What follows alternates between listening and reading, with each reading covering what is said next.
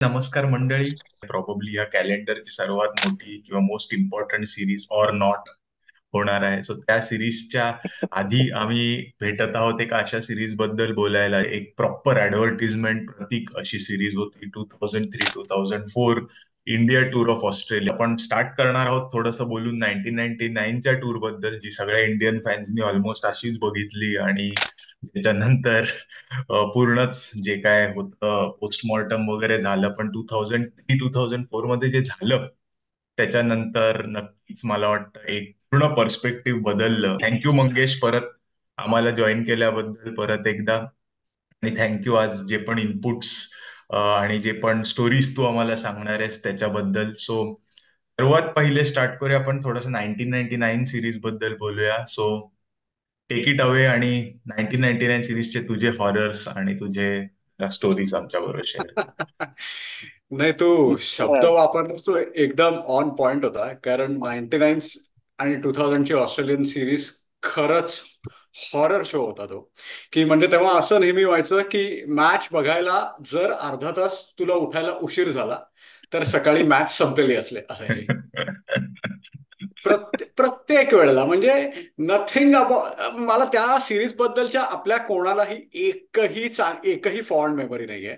आपण मला एकतर टेस्ट सिरीज 3-0 हरलो. आपण वन डे मध्ये 8 वन डे पैकी एक वन डे जिंकलो. आणि तीच दाखवतात स्टार स्पोर्ट्स 2 लाख वेळा. हो, तीच. तो इव्हन वासिम अक्रम वगैरे वैतागले म्हणे चाले एवढे आम्ही जिंकलो त्याचं काहीच नाही. हे एकच मॅच हो दाखवतात ना. इंडियामध्ये, हो ज्याच्यामध्ये ना. गांगुलीने 100 केली होती. आणि एक वॉर्मअप गेम जिंकलो होतो न्यू साऊथ वेल्स बरोबर. त्याच्यात पण आगरकरनी 65 केले म्हणून जिंकलो. नाही तर हो. हो. ती हो. हारलो असतो आपण. हो. इतकी वाईट परिस्थिती होती. नाही, ती सिरीज अगदीच अगदीच हॉरर शो होता ती सिरीज. म्हणजे कारण त्याच्या एकतर आपली सगळे ओपनिंग पेअर पासून सगळं अगदीच काय म्हणतात ना की मला काय त्याच्याबद्दल खरं सांगू तर शब्दच फुटत नाहीयेत मला. अशी अशी आपली टीम होती त्यावेळेला. आणि ऍक्च्युली त्याच्यामध्ये एक अशी गंमत अशी झाली की एकतर खेळला सर्वात सचिन एकटाच खेळला त्या सिरीजमध्ये. आणि नंतर ऑफकोर्स लक्ष्मणने ही मेड हिज मार्क. सिडनीमध्ये 167 केले त्याने. पण सर्वात त्या सिरीजमध्ये चेष्टा झाली अजित आगरकरची. की त्याने 5 डक्स ते हे केले. आणि त्याचं ऑफकोर्स एक्सटेन्शन त्याचं आपण ब्रिस्बेनच्या टेस्टमध्ये आपण आठवत असेल सगळ्यांना की अजित आगरकरने जेव्हा पहिला रन काढला तेव्हा त्याने सगळ्यांना बॅट वर करून दाखवलं की बाबा झालं माझं, आता आता मी 0 वर नाही आउट झालोय. पण त्या सिरीजमध्ये आगरकरने 11 विकेट्स काढल्या होत्या. आणि ही गोष्ट कोणाच्याच लक्षात नाहीये खरं सांगू तर. आणि कारण आणि ती आगरकरच्या पण नाही. नाही, आमचा एक मित्र आहे निनाद कार्यकर म्हणून. तो फक्त त्याच्या ही गोष्ट लक्षात आहे. बाकी जगात कोणाच्याही लक्षात नाही असं मला वाटतंय. पण त्या सिरीजमध्ये सचिनची बॅटिंग आणि आगरकरची बॉलिंग हे सोडून बाकी काहीही त्या सिरीजमध्ये लक्षात ठेवण्यासारखं होतं. तर गावस्कर तेव्हा एवढा भडकलेला असायचा आणि तो सगळ्या लोकांना असा झापत असायचा त्याच्यामध्ये. आणि तू ते कव्हरेज बघा आणि तू आत्ताचा कव्हरेज बघा की बाप रे, आता तुला कुठल्याही प्लेअरचं तू प्रोनाऊन्सिएशन पण चुकीचं घेऊ शकत नाही अशी परिस्थिती सध्या आली. तर काय म्हणजे it was a completely different time. आणि म्हणजे म्हणतात ना की तो इंडियन क्रिकेट मधला कदाचित शेवटचा डार्क पॅच होता. शेवटचा डार्क पॅच कदाचित नव्हता. शेवटचा डार्क पॅच कदाचित डार्क हे होता ज्या वेळेला ग्रेग चॅपेल आपला हे झाला. पण तो म्हणजे अगदीच होता. म्हणजे देर वॉज म्हणजे we thought there is no coming back. Opening जसं तू म्हणाला, स्टार्टिंग त्यांनी देवांग गांधी पासून केली, राईट. त्याची कपॅसिटी बघून दे मूव्ड ऑन फ्रॉम हिम. मग सदागोपन रमेश आणि व्हीव्हीएस लक्ष्मण स्टार्टेड ओपनिंग. आणि मला वाटतं तिसरी मॅच येईस तो सर सिडनीची, त्यांना हेही कळालं की नको ह्याला वेस्ट करूया आपण सदागोपन रमेशला वगैरे, म्हणून MSK प्रसादलाच ओपनिंगला पाठवून दिलं. बोल. आणि बॉलर्स पण काय म्हणजे फक्त श्रीनाथचा पहिला स्पेल असायचा. मग नंतर बॉल जुना झाला की मग ते मार मार मार मार मारायचे. मग कुंबळे टाकत बसायचा. आली विकेट, आली नाही आली नाही आली. आणि त्या टूर मध्ये सचिन तेंडुलकरनी तर असं जय महाराष्ट्र करून जे मराठी माणसं खेळतात नाही खेळतात त्यांना सगळ्यांना डेब्यू करून दिला होता. समीर दिघे, ऋषिकेश कानिटकर. कदाचित ती सिरीज आणि त्याच्यानंतर साऊथ आफ्रिका जेव्हा इंडियामध्ये आली होती आपण ती सिरीज 2-0 हरलो होतो ती पण. या त्यांना दोन सचिनने सिरीज असं केलं. त्याला हाकलवलं, त्याला सरळ कॅप्टन्सीवरनं एक त्यावेळेस हाकलवलं होतं प्रॉपर. मा- आणि मला त्याच्यावरनं तोच पॉइंट सचिन म्हणायचा चिडला होता. पण होता. 10-15 मिनिटं उठायला लेट झालं की 5 विकेट आणि संपलेली असायची बॅटिंग, आणि जर जिंकून ऑस्ट्रेलियाची बॅटिंग असली तर मग नेक्स्ट डे उठायचं डायरेक्ट, कारण त्यांची तो विकेट सिरियसली जाणार नाही. सिरियसली आणि सिरियसली. आणि ते लोक त्यावेळी ना, ते लोक असे मारायचे ना की बॉल असा मारायचे बाउंड्रीला, मग आपले फिल्डर धावतायत, बॉलही पोचत नाहीये, आणि मग लोक रन घेत आहेत. सो ते असं एक इन्फायनाईट लूपच झालेलं आहे, म्हणजे आपले फिल्डर धावतायत, नुसते धावतायत, आणि ते लोक नुसते मारतायत. सो जस्ट आणि अमेझिंग आणि आपण सिरीज. तो 90s मधला तो एक टिपिकल जोक होता सगळ्या लोकांचा, की कुठेही बॉल गेला की प्रत्येक फिल्डर त्याच्याकडे हात करायचा, की बाबा तू पकड, आणि हो. कोण पकडायचं ते कळायचं नाही. तो इतका जोक होता त्यावेळेला, की अरे बाबा कोणीतरी जा तिकडे, असं सगळ्या लोकांची रिॲक्शन असायची. अरे अरे म्हणजे हाईट म्हणजे फर्स्ट क्लास गेम मध्ये पण तास्मानियानी 585 रन्स मारले होते. अरे बापरे. म्हणजे ती मध्ये जी वॉर्मअप गेम्स खेळायचे ना त्याच्यामध्ये. आणि हा. असं पण नाही की तुझ्या कोणी माहितीचा प्लेअर आहे बरं का, डॅनियल मार्श, जेमी फॉक्स, अशा सगळ्या प्लेयर्सनी मारून घेतलं. म्हणजे सचिन तेंडुलकर वाकला आणि त्याच्या कुठेही लागून एलबीडब्ल्यू दिलं, ते एक मला हो, ठळक आठवते. Steve Bucknor. हो. हो, हो, हो. मेलबर्न मॅच मध्ये नाही, त्याला तो खांद्याला नाही, तो हे होता, पकडून. तो बकनर नव्हता. हार्पर होता, हार्पर होता. हार्पर होता.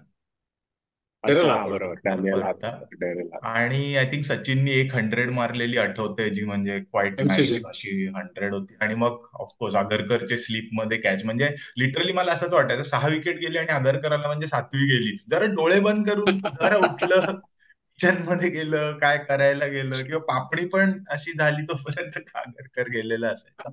आणि मग लक्ष्मणची ती 100 म्हणजे आय थिंक अशी, म्हणजे ती जी 100 होती त्याच्यानंतर त्याला वन डे साठी थांबवला, आणि त्यांनी वन डे मध्ये आय थिंक एकदाही डबल फिगर टच नाही केले, अशी एक स्टोरी. ह्या सगळ्या केऑस नंतर सौरव गांगुली कॅप्टन झाला, आणि मग ती टेस्ट सिरीज जी इंडियातली झाली ती झाली. त्याच्यामध्ये आपण सेकंड आणि थर्ड टेस्ट मॅच जिंकलो. आणि त्या बॅकग्राऊंड वरती आपण आता ऑस्ट्रेलियात जाणार होतो 2003 साली, म्हणजे 2002-2003. परत केबलवाल्यांचं आपलं लफडं होतंच, जे आपल्याला मॅच दिसणार नव्हती, हो, हो, हायवे हो. पलीकडे मॅच बघायची होती. हो. त्या सगळ्या ह्याच्यातनं आता 2003 ची सिरीजचं अजून एक छोटा कॉन्टेक्स्ट. त्या सिरीजच्या आधी गांगुली 1 का 1.5 महिना आधी ऑस्ट्रेलियामध्ये गेला होता, आणि he work with Greg Chappell on his technique. आणि तिथे ग्रेग चॅपल आणि गांगुलीचा बॉन्ड झाला, आणि त्या बॉन्ड वरती ग्रेग चॅपल आपला कोच बनला होता.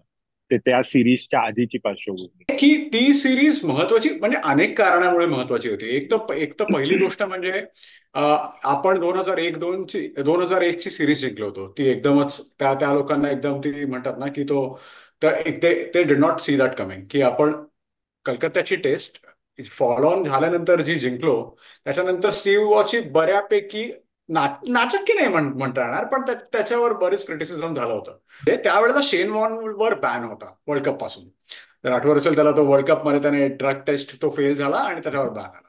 मॅग्राने 1 वर्ष ही decided to stay away from cricket, कारण त्याच्या बायकोच्या हेल्थ रिझन्स, त्याच्या बायकोला कॅन्सर होता, म्हणून त्याने तिची काळजी घेण्यासाठी 1 वर्ष ही stayed away from cricket. So या सिरीज मध्ये मॅग्रा पण नव्हता 2003-04च्या सिरीज मध्ये.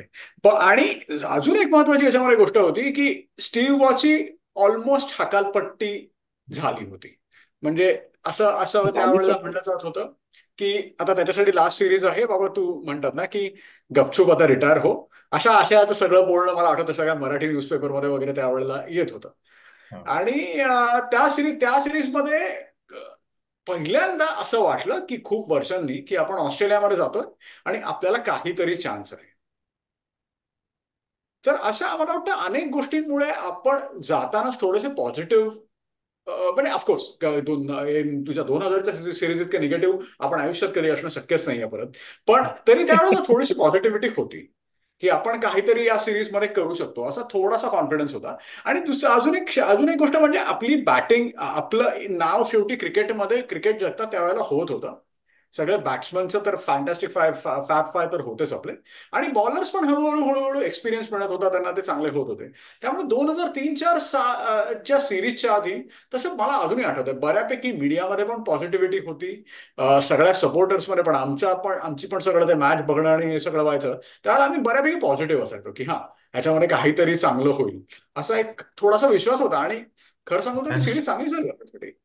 हा म्हणजे तरी एवढं ऑस्ट्रेलियात नेगेटिव्हिटी सिरीज जिंकू नव्हती. असं विचार करणं मुश्किल होतं रे. म्हणजे की हो, हो, तू हो. हो, आणि नाही, तू म्हणतोयस एवढी नेगेटिव्हिटी नव्हती, तर 2019च्या सिरीजची पहिली मॅच झाल्यावरती तेवढी नेगेटिव्हिटी आली होती. कारण सगळ्यांनी 4-0 हरू आपण असं जाहीर केलं होतं. 36 ऑल हो, आउट झाला, कोहली जाणार आणि हो. शामी इंजुअर्ड म्हटल्यावरती. पण बरोबर. एनिवेज, हो. बॅक टू 2003 मी सीझन. जस्ट टूर मॅच एक पहिली टूर मॅच 2 टूर मॅच झाल्या आपल्या त्याच्याबद्दल हम्म, जस्ट मी बोल. हा, पहिली मॅच आपण विक्टोरियाशी खेळलेलो मेलबर्नला आणि हा. 266 फॉर 9 केले आणि मग विक्टोरियाने येऊन आपल्याला 518ला 8चं मारलं. आणि तिथेच आपल्याला म्हणजे जरा कॉन्फिडन्स तुटला, पण सेकंड इनिंगला 116ला 2 करून आपण विक्टोरियाला थांबवलं. सदागोपन रमेशला पण 2003ला नेऊन गेलेलो. It's a kind of a news for me to be honest. हो, पण हो. त्यांनी 87 केले. तेंडुलकर ऍज युजल 80 केले. आणि सेकंड इनिंग्सच्या 116च्या 2 मध्ये आकाश चोपडाने 55 केले आणि परत सदागोपननी 36 केले. आणि सेकंड जी मॅच होती ती होती US शी, क्वीन्सलंडशी असणार. आणि अच्छा. तिथे पण आपण दोनदा म्हणजे क्वीन्सलँड दोन्हीला. Academy of sports. हा, क्वीन्सलँड अकॅडमी ऑफ स्पोर्ट्स. तिकडे 304 त्यांनी केले. आपण मग 208च केले, ज्यात लक्ष्मण खेळला. आणि मग 208 लोकांनी करून डिक्लेअर केले आणि आपण 121ला 4 अशा. आणि सदागोपन रमेश दोन्ही मॅच खेळून मला वाटतं पहिली टेस्ट नाहीच खेळलं. नाहीच खेळला आकाश चोप्रा आणि Akash Sehwag. Virender Sehwag. At least 2 tour match draw केले आणि ते खूप इम्पॉर्टंट पण होतं रे. पूर्वी ऍक्च्युली 2 हो. म्हणजे 2003 पर्यंत ऍटलीस्ट 2 टूर मॅच तरी होते. हे इम्पॉर्टंट. खरं. मग I think may be Brisbane पासून तू स्टार्ट कर मंगेश.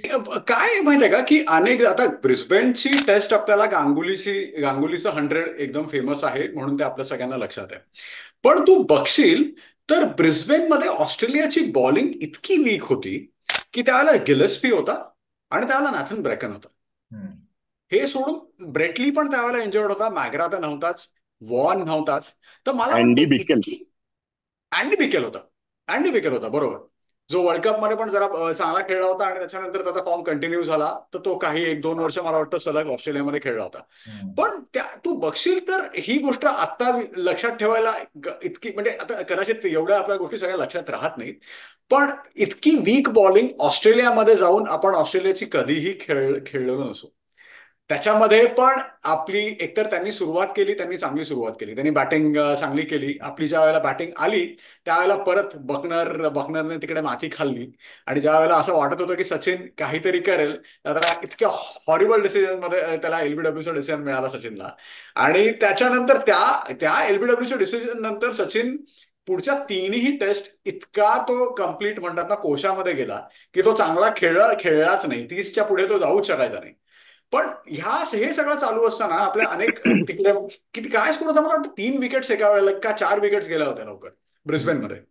हो आणि हो, आणि कारण की हा, सेहवाग आउट झाला, लगेच आकाश चोप्रा आउट झाला हो, आणि हो, द्रविड 1, सचिन 0. हो, हो. सो 4 आणि विकेट आणि गेल्या मग एकदम. आणि मग गांगुली आणि लक्ष्मणची पार्टनरशिप झाली. आणि खरं सांगू तर गांगुलीची ते 100 खूप इम्पॉर्टंट होतं. कारण आपण अशा सिच्युएशन नंतर मला वाटतं एक दिवस पावसामुळे पण आपला एक वेस्ट केला हो, त्याच्यामध्ये. गेला होता. हो, गेला हो, होता. एक दिवस बरोबर. आपला पावसामुळे वेस्ट केला होता. आणि त्यामुळे जर त्यावेळेला आपली जर तिकडे परत डळमळीत बॅटिंग झाली असती तर मग परत अरे बाबा परत तेच होत आहे का, सगळ्या गोष्टी रिपीट होत आहेत का, लॉंग असं सिरीज. एकंदरीत सगळ्यांची मेंटॅलिटी झाली असती. पण आपण तेव्हा चांगलं खेळलो, गांगुली चांगला खेळला. आणि मग त्याच्यानंतर आपला कॉन्फिडन्स थोडासा वाढला. आणि तो ऑफकोर्स तो ऍडलेंडमध्ये आपण तो कॅरी फॉरवर्ड केला. पण मला वाटतं ब्रिस्बेन टेस्टमध्ये गांगुलीचं 100, I mean, despite weak Australian bowling, I thought it was very important. म्हणजे कदाचित ते सगळ्यात हो हो, गांगुलीज म्हणजे वन ऑफ. दॅट त्यांनी पाया बेसिकली तयार झाला आपला त्या सिरीजचा. नाही तर तिथे जसं तू हो, म्हणालास की आपण तिथे डगमगलो असतो तर मग सिरीज गेलीच असती आपली, कारण ही पहिली हो, टेस्ट मॅच हरलोच असतो आणि होय, मग होय, नंतर जिंकणं अवघड झालं असतं म्हणजे अंडर एनी सर्कमस्टान्सेस. आणि हो, ब्रिस्बेनचं तसं आपलं रेकॉर्ड पण म्हणजे खराबच, म्हणजे सगळ्याच टीमचं रादर खराब होतं फॉर इयर्स आणि इयर्स टुगेदर. सो त्यामुळे आणि पावसाळी तसं ढगाळ कंडिशन वगैरे म्हणजे कंडिशन्स पण फार इझी नव्हत्या त्यावेळेस बॅट नव्हत्या करण्यासाठी. सो नव्हत्या. ती गांगुलीची माझ्या मते तरी गांगुलीची बेस्ट टेस्ट इनिंग्स तरी नक्कीच आहे ती. वाटेल त्या म्हणजे सिरीजला मला म्हणजे त्या मॅच बद्दल मला असं आठवतंय की बेसिकली त्यांना जेव्हा आपण 323 ऑल आउट केलं ना, तेव्हा एक म्हणजे मला तर सेन्स ऑफ डिसबिलीफच झालं होतं की बाबा ह्यांना आपण आउट कसं केलं, म्हणजे पहिली गोष्ट. कारण त्यांची स्टार्ट छान झालेली आणि सगळं चांगलं म्हणजे झालेलं. आणि त्याच्यानंतर म्हणजे लक्ष्मणचं ऍक्च्युली किती इम्पॉर्टंट आहे, म्हणजे लक्ष्मणची जर पूर्ण करिअर बघितलं ना, व्हेनेव्हर ही प्लेड ऑस्ट्रेलिया, तो असताना जे ऑस्ट्रेलियाला आपल्यापेक्षा थोडी इन्फिरियर फिलिंग यायची ना, ती नेक्स्ट लेव्हलच होती. मग ती सिरीजची हो पहिली टेस्ट मॅच असो, शेवटची टेस्ट हो मॅच असो किंवा तुमची वन डे असो, use to play with something else. म्हणजे त्याची ही या पण 75 इनिंग्स किंवा आपण नंतर सिडनीमध्ये पण बघूच किती इनिंग किती इम्पॉर्टंट होती. पण तो जेव्हा पार्टनरशिप करायचा, मला वाटतं Australia somehow didn't have any like resources against, म्हणजे पडला तर त्याच्याच मिस्टेकने आउट होईल टाईपचा असाच होता. आणि ती जेव्हा पार्टनरशिप झाली आणि somehow we came to a stage की आता हरणं जरा मुश्किल आहे ना, आय थिंक हो दॅट लिटरली चेंज्ड, म्हणजे माइंडसेट आपला त्याच्याने पूर्णपणे ट्रान्सफॉर्म. मला अजून वाटतं गांगुली ती उभी राहू उभी अशी उडी मारून त्याच्या स्वतःसाठी पण पर्सनली ती खूप इम्पॉर्टंट होती, कारण तो हो स्वतः पण रन्स म्हणजे असे हो कमी निघत होते. आ- आणि तू VVS चा उल्लेखच केलायस म्हणून VVS ची ऍडलेड मधली पण 148 ची इनिंग्स 8. होती. हम्म. Correct. कारण त्यांनीच द्रविड बरोबर पार्टनरशिप केली होती, बाकी सगळे सिंगल डिजिट होते. बट बट ती म्हणून ती टेस्ट आय थिंक खूप इम्पॉर्टंट आहे. आणि त्याच्यात काय कॅप्टननी एक स्टेटमेंट दिल्यामुळे ना, पूर्ण असं ते जे म्हणतात ना, एक आपल्याला एक नेक्स्ट लेवलचा कॉन्फिडन्स पण मिळाला. पण सेकंड इनिंग मध्ये ऑस्ट्रेलियाने आपल्याला जाम धुतलं आणि life went back to normal, की हा some normalcy in the universe आलं. आणि because of the lost time due to the rain आणि एव्हरीथिंग, नशिबाने आपण पहिली टेस्ट मॅच ड्रॉ केली. काय होतं गावात. पण ह्याच्यामध्ये एक गोष्ट चांगली काय झाली, तुला सांगतो. पहिली पहिली गोष्ट किती नाही म्हणलं तरी आपला बॉलिंग अटॅक त्यावेळेला होता आगरकर, झहीर खान आणि आशिष नेहरा. आशिष नेहरा. हा हो. आपला बॉलिंग अटॅक होता. ज्या वेळेला आपण चांगलं खेळणं चालू केलं पूर्ण सिरीजमध्ये, हम्म. त्यावेळेला आपला सर्वात सक्सेसफुल बॉलर होता अनिल कुंबळे. हम्म. कारण तो फर्स्ट टेस्ट मला वाटतं हरभजन खेळला होता. हो. आणि तो मग पुढच्या पुढच्या तीन ऍडलेट, मेलबर्न आणि सिडनीला मग कुंबळे खेळला. आणि कुंबळेने 3 टेस्टमध्ये त्यावेळेला 24 विकेट्स घेतले. हम्म. आणि तिकडे खूप मोठी आपल्याला मदत झाली. कारण आगरकरने जरी, आगरकरचा पण मला वाटतं 4 टेस्टमध्ये 16 विकेट्स होत्या या सिरीजमध्ये. आणि त्यातल्या 6 विकेट्स त्याने सिडनीलाच काढल्या होत्या. ऍडलेडला सेकंड इनिंग. संकट ऍडलेडला सेकंड इनिंग मध्येच काढल्या होत्या. पण तर मला वाटतं ते कुंबळेला गांगुलीने घेतलं तिकडे सेकंड टेस्ट पासून. आणि तिकडे मला वाटतं आपली थोडीशी बाजी, म्हणजे त्यावेळेला हे कम्प्लीट ते म्हणतात ना की हे पलटल्यासारखं झालं सगळं चक्र. ऍडलेड आणि वॉज म्हणजे बॅक टू, पण ऍडलेड फर्स्ट इनिंग मला क्लिअरली आठवते. तेव्हा मी जेव्हा बघितलं तेव्हा म्हटलं yes we are back to 1999. आता 2-2.5 दिवस मस्त फिल्डिंग आपली, आपण ते मस्त हिरवेगार हे बघायचे आणि आपले फिल्डर असे धावणार. आणि तेवढ्या तेव्हा तेव्हा असे आपले ऍथलीट बिथलीट पण नव्हते रे सगळं. हो गेला हो म्हणजे आरामात आरामात चाललं. आणि पॉन्टिंगनी बरेच आणि पॉन्टिंग जेव्हा मारायचा तेव्हा ही वॉज रुथलेस ना, म्हणजे त्याचे हो पुल शॉट हो वगैरे असे. आय जस्ट रिमेंबर ऍडलेटची फर्स्ट आठवण तीच आहे की आय स्टील रिमेंबर की आय वॉज सिटिंग वॉचिंग आणि मला वाटत झालं झालं, बॅक बॅक टू स्क्वेअर हो वन. हो पण रे. जाम आणि वाटलं. आणि म्हणजे ऑस्ट्रेलियामध्ये एकदा बॉल जुना झाला की नंतर बॉलर्स काय कामच नाही, नुसते टाकत बसायचे. चुकून आली विकेट तर बॅट्समनच्या चुकीनेच विकेट येते, नाहीतर विकेट येतच नाही. म्हणजे आता आपण न्यूझीलंडचं याचं मॅचचं कौतुक करतोय आपण की इंडियाने कसा कमबॅक केला, ती मॅच गिव्हअप नाही केली, असं नाही तसं नाही. पण त्यावेळेस 500-500 रन मारायचे रे हे लोक. आणि 500 रन झाल्यावरती सुद्धा इंडियानी सेकंड इनिंग्स म्हणजे फर्स्ट इनिंग्स मध्ये त्या टोटलच्या किती जवळ गेले. म्हणजे 556 त्यांचं झालं आणि आपण 523 पर्यंत पोहोचलो. म्हणजे एवढे क्लोज पोहोचणं 500 रन्स केल्यावरती असं फार क्वचित इंडियानी केलं असेल. हो आणि हो that was one of the match. He frustrating काय वाटतं माहितीये बरेचदा असं की आपण आहे ना बऱ्याच लोकांना आउट करतो. तुमचा हेडन आउट झाला, हा आउट झाला. आता कुठे नाही ते ना एखादा तो कॅटिच आपल्याला नडतो. तो तेव्हा पण मी फुकट 75 केले येऊन ह्या मॅच मध्ये पण. हो 2008 हो सिरीज मध्ये पण तो फुकट नको तेव्हा खेळायचा, म्हणजे फॉर नो रिझन. आता सगळे आउट झाले तर कॅटिचला काय गरज आहे खेळायची, तो खेळा. हो हो गिलेस्पीनी हो 45 का 40 रन्स ह्या मॅच मध्ये केले. म्हणजे आपलं असं असायचं आणि झालं आता संपलं बाबा आपली बॅटिंग येणार ना, तर लोअर ऑर्डर आपल्याला खूप म्हणजे जी आपली लोअर ऑर्डर आता नाही पण थोडी मध्ये करत होती फ्रस्ट्रेट, अशी ती. आणि मोठ्या टीम्स आय थिंक जेव्हा जिंकतात ना successively over a long period of time, I think this is very important factor की सगळे कॉन्ट्रीब्युट करतात. हो हो, खरंय खरंय. आणि अनिकेत मगाशी म्हणला तसा ऍड्रेडला पण आपण सुरुवात झाली आपली आधी दणादणच उडाली होती सगळी. हम्म. आपले सगळे आउट झाले होते. मला वाटतं गांगुली रनआउट झाला होता का तेव्हा? तो एकदम असा लक्ष्मण आणि त्याचं हो काहीतरी हो एक हो, मोठं बरोबर. गुफअप झालं होतं, ते ऍड्रेडलाच झालं होतं. हो तिकडे झालं. हो. नशीब नशीब ह्याने म्हणजे लक्ष्मणने ते सगळं कम्पेन्सेट केलं त्याच्या 148 मध्ये. आणि द्रविड अगदीच सुंदर खेळला, 233 केले तरी आपण शेवटी ऑफकोर्स. आणि खरं सांगू तर 500चा स्कोअर त्यावेळेला खूप मोठा होता. 500 केल्यानंतर तू जर 50 किंवा 20 रन कमी पडला तरी it wasn't a big deal. It was okay. आपण चांगला हे केला होता. हो हो हो. आणि मला वाटतं मेजर क्रेडिट त्याच्यामध्ये त्यांना आपण जे हरवलं त्याच्यामध्ये मेजर क्रेडिट आहे आगरकरचा. हम्म. त्याने तो स्पेल त्याचा होता, आय थिंक 6 for 42 होता ना त्याचा तो. त्यावेळेला त्याने 6 विकेट काढल्या होत्या. त्याच्यानंतर सचिन आला, सचिनने 2 विकेट्स काढल्या पटकन. आणि त्याच्यामुळे त्यांची तिकडे बरोबर हे उडाली. आणि आपल्याला एकदम छोटासा 233चा मला वाटतं काहीतरी किती टार्गेट होतं आपल्याला?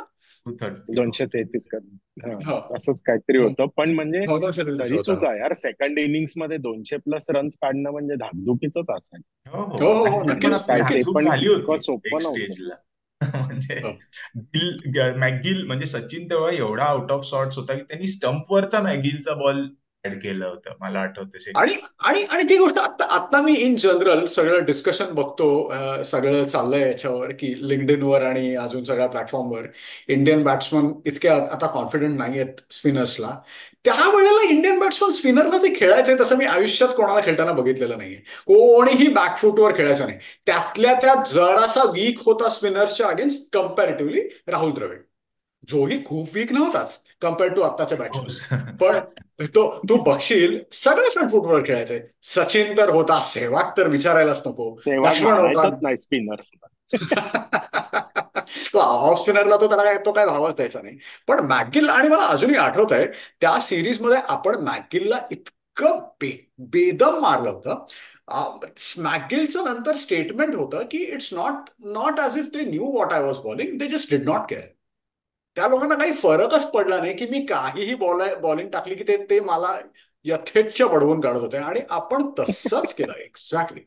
त्याला सगळ्यांनी मारलं. त्याला आधी ह्याने मारलं, आपलं द्रविड आणि लक्ष्मणने, आधी अंगुलीने मारलं, मग द्रविड आणि लक्ष्मणने मारलं, नंतर सेहवागने मेलबर्नमध्ये मारलं, नंतर परत सचिनने त्याला सिडनीमध्ये मारलं. सिडनी त्याला मध्ये. सगळ्या लोकांनी बडवून बडवलं. आणि ही आता काय होतं की आता ह्या गोष्टी लुकिंग बॅक, मॅकगिलचं आत्ता कोणी त्याला he will not be a part of that pantheon of greats, ठीक आहे. पण तू बघशील मॅकगिलचा रेकॉर्ड त्यावेळेला एकदम चांगला होता. कारण मोर ऑफन दॅन नॉट तो आत्ताही खेळायचा रेकॉर्ड. ज्यावेळी शेन वॉर्न नसायचा. हो. आणि तो जेव्हा आणि खेळायचा. बऱ्याच लोकांचं असंही म्हणणं होतं की तो शेनवॉन पेक्षा बेटर पण आहे, म्हणजे कारण की तो असा मध्येच कधीतरी यायचा आणि एकदम 6 विकेट 7 विकेट आणि असं हो काढायचा. तर म्हणजे हो शेनवॉनचे क्रिटिक्स लगेच चालू व्हायचे, या शेनवॉन हो पेक्षा हो बेटर बॉलर आहे, फक्त त्याला चान्सच मिळत नाही, असं नाही तसं नाही. Of course which was not true, पण हो म्हणजे हो. असं म्हणणारे लोक होते. होय होय.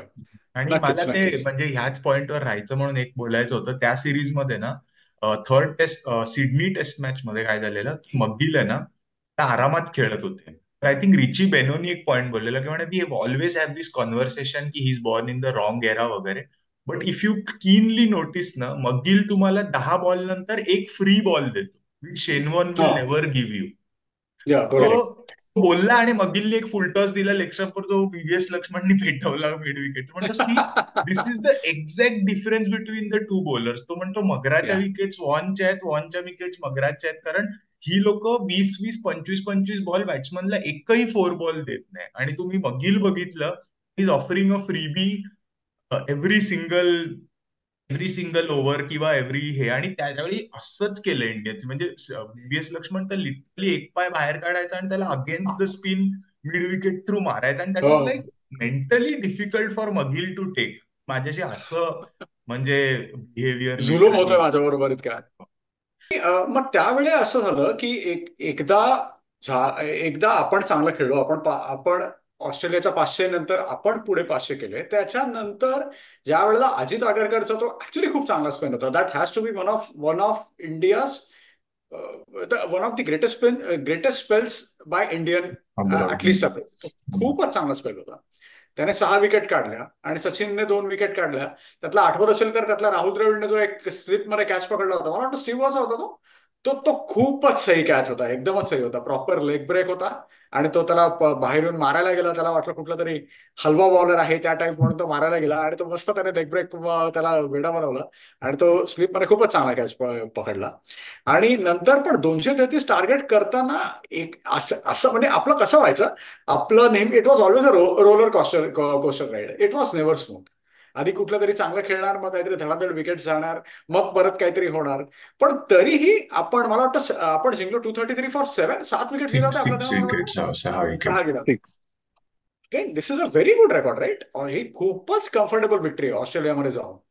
आणि ह्या सगळ्यामुळे अजून काय झालं, जी गोष्ट मगाशी आपण सुरुवातीला मेन्शन करायची आपली राहिली, ही म्हणजे स्टीव्ह वॉ त्यावेळेला इतका अंडर फायर होता की तो ह्या सिरीजच्या मध्ये ही ऍडलेटची टेस्ट हरल्यानंतर त्याच्यावर इतकं सगळ्यांनी एकदम टीकेची प्रेशर. इतकी उठवली होती सगळ्या लोकांनी. त्यावेळेला स्टीव्ह वॉ was in really uncomfortable position.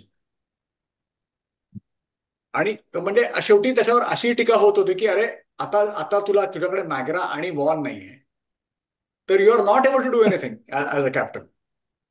Which I think is a fair criticism. कारण वॉने जेव्हा पण अगदी मी स्टीव्ह वॉला बघितलं फक्त 2 सिरीज मध्ये बघितलं. He was under the hammer. एक होता इंडियामध्ये आला तेव्हा त्याला काहीच कळत नव्हतं काय करायचं ते. एकदा लक्ष्मण आणि द्रविडने कलकत्त्यामध्ये मारणं चालू केलं. ते एकदा चालू झाल्यानंतर स्टीव्ह वॉ काहीही करू शकला नाही. नंतर तुला आठवत असेल त्याच्यानंतर न्यूझीलंड ऑस्ट्रेलियामध्ये गेली होती. 3 टेस्ट सिरीज खेळली होती, तिन्ही ड्रॉ झाल्या होत्या आणि ब्रिस्बेनची टेस्ट ते हारले असते. पण त्याने मॅगराला मग ती निगेटिव्ह लाईन टाकायला लावली आणि त्यावेळेला मला वाटतं क्रेग मॅकमिलन होता आणि अजून दुसरा कोण होता आठवत नाही. मग he could not do anything. So त्यावेळेला पण स्टीव्ह वर बरेच क्रिटिसिझम झालेलं. त्याच्यानंतर ती वन डे झाली, त्याच्यामध्ये तर स्टीव्ह वॉची वन डे कॅप्टन्सीच गेली कारण कॅप्टन्सी साऊथ शेन आफ्रिका बॉन्डची सिरीज. हो. शेन बॉन्डची सिरीज होती ती. त्याची कॅप्टन्सीच गेली त्याच्यामुळे. त्यामुळे तो हळूहळू हळूहळू अंडर अंडर द हॅमर होत होता. त्याच्यावर सतत क्रिटिसिझम चालू होतं. आणि ह्या टेस्ट नंतर तो खरंच खूप प्रेशरमध्ये होता. कारण जर ऑस्ट्रेलियाने एनसीजीला कमबॅक केला नसता तर स्टीव्ह वॉचं करिअर म्हणतात ना की अरे इतके एक एक खूप इलस्ट्रियस करिअर होतं आणि त्याचा एंड असा झाला असं सगळ्या लोकांना वाटत होतं. ऑफकोर्स तो त्याच्या सुदैवाने तसा झाला नाही, त्याच्या सुदैवाने आणि बकनर महाराजांच्या कृपेमुळे ते झालं नाही. पण पण तरी ही एक गोष्ट आहे, बऱ्याच वेळा आपण विसरून जातो. मला सेकंड इनिंग बद्दल तेवढंच ऍड करायचं, पॉन्टिंग जेव्हा 0ला आउट झाला तेव्हा ते ग्रेट लेव्हलर वाले ते टिपिकल कॉमेंट मला आठवते अजूनही, सुनील गावस्करनी केलेली की 200 केले आणि 0 केले त्यांनी. आणि त्याच्याच उलट म्हणजे मला एवढं कौतुक वाटलेलं द्रविडचं की ज्यांनी 233 केले. आपल्यात काय आता फर्स्ट इनिंग मध्ये झाले ना, आता मी निघाल माझ्याकडनं काय एक्सपेक्ट कर. पण म्हणजे to be not out on the second innings आणि 60 ऑड करून आणि टीमला जिंकवून देणं त्यावेळी खरं म्हणजे ऑफकोर्स 281 मध्ये व्हीव्हीएस हायलाइट झाला. पण ह्या ऍडलेट टेस्ट मॅच नंतर यू स्टार्टेड ऍक्च्युली बिलिव्हिंग की नाव Rahul Dravid is also kind of getting that GOAT status, किंवा you almost put him next to Sachin Tendulkar असं. एवढी म्हणजे त्यांनी त्या इनिंगचा माझ्या तरी लाईफवरती त्या इम्पॅक्ट आहे. कारण पहिली गोष्ट तर ऑस्ट्रेलिया टेस्ट मॅच जिंकणं अनइमॅजिनेबल 99 नंतर. ती टेस्ट मॅच आपण जिंकलो. आणि आपण दुसरी बघितलेली गोष्ट पहिलीच म्हणजे टेस्ट आहे जिंकलेलो आपण हो, ती ऍडलेटची. हो, आय थिंक 70s नंतरची पहिलीच टेस्ट आहे राईट. कारण आय रिमेंबर 78 त्याच्या नंतर. हो. पोस्ट मॅच मध्ये सुनील गावस्कर टॉकिंग अबाउट की हा आम्ही तेव्हा जिंकलेलो, तेव्हा आम्ही पण असेच रात्रभर शॅम्पेन म्हणजे असं. सो किती रेअर होतं आपल्यासाठी पण हा, अब्रॉड हा. जिंकणं आणि किती म्हणजे डिफिकल्ट टाइम्स होते ते पण दाखवतं.